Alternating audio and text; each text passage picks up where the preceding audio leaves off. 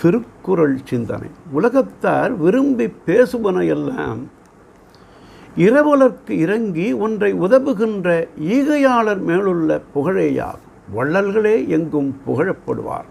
தன்னை வியந்து தன் நிலைமைகளையே புகழ்ந்து பேசுவதே பெரும்பாலும் மனித இயல்பாகும்.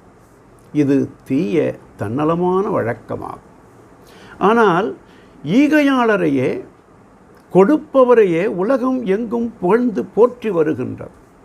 அதனால் ஈகையின் பான்மையும் மேன்மையும் அறியலாகும்.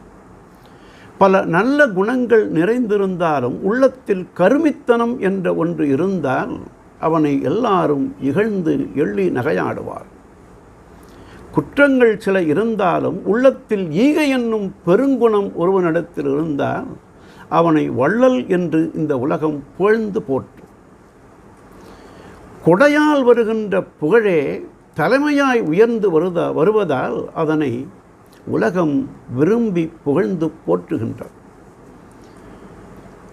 கடிப்பிடு கண்முரசம் காதத்தோர் கேட்பர், இடித்து முழங்கியது ஓர் யோசனையோர் கேட்பர், அடுக்கிய மூவுலகும் கேட்குமே சான்றோர் கொடுத்தார் எனும் சொல் என்று நாளடியார் ஈகையின் புகழை பேசு.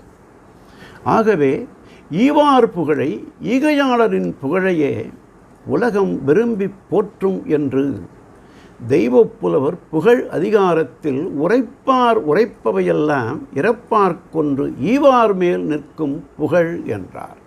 நாளையும் சிந்தி.